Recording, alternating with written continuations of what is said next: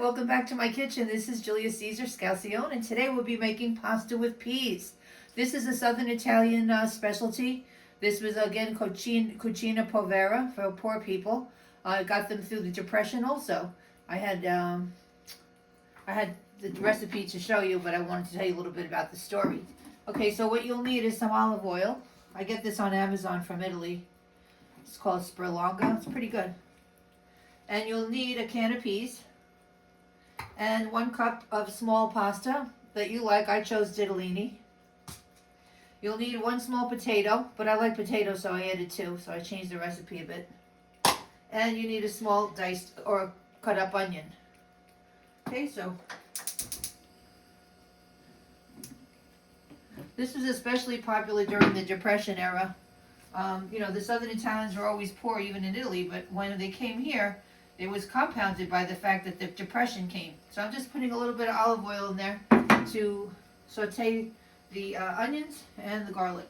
And the potatoes. So I'll bring you back when I'm ready to add the potatoes. Okay, so I got these onions in a nice little boil. Not boil, but they're frying nicely. I'm going to add the potatoes. Okay. I'm going to take my time frying them. Onions and potatoes. And I'll bring you back when they're nice and crispy. Okay, so pasta and peas was so successful during the Depression because nobody could afford to eat meat. That was another thing that made it very popular. So some families ate this almost every night. I had 2 grandmothers, nanas. I never heard of the word nonna or no growing up. From Puglia region and Matera, we called our grandparents Papi and Nana. So my Nana on my on one side was born in 1898. My other Nana was born in 1911, right here in Christopher Street in New York City. My other Nana from 1898 was born in Italy, in a town called Tritese, where both grandmothers were from the same place, which is how later on my parents met, because that particular town in Italy has a feast every year in America called Quazan, and all the people from Tritese go there, and that was how my parents met, because the 2 Teresians, Tritese, they call them Tritese, both Tritese grandmothers went, and that's how my parents met. So it's a very enclosed enclave. What? How do you spell Quazon? What was the word? Quazon?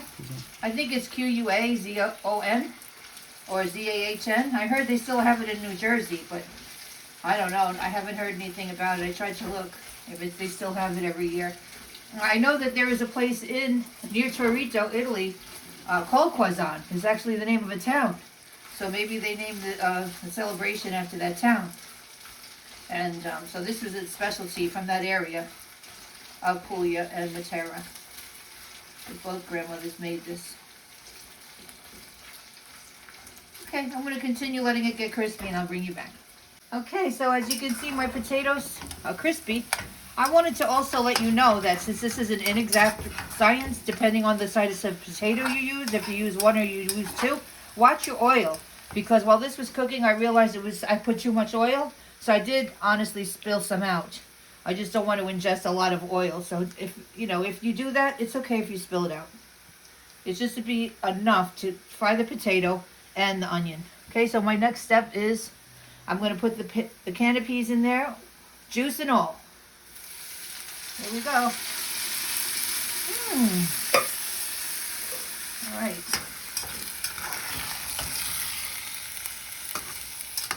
Mix that up a little bit. Now I'm going to add some water in here.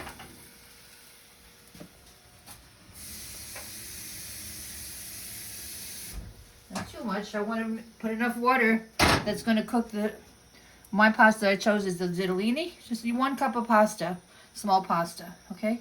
So I'm going to wait till this comes to a boil, and I'm going to add the pasta into it.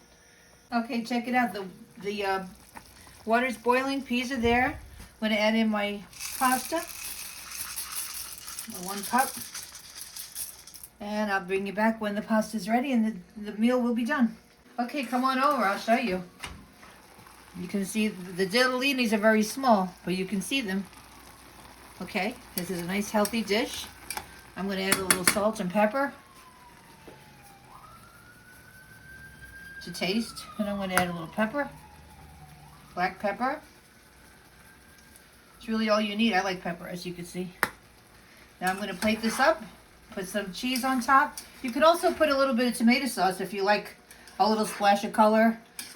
If you want. I'm not doing that. I'm just going to put some Parmesan cheese on it, and I'll bring you back for the taste test. My taste test.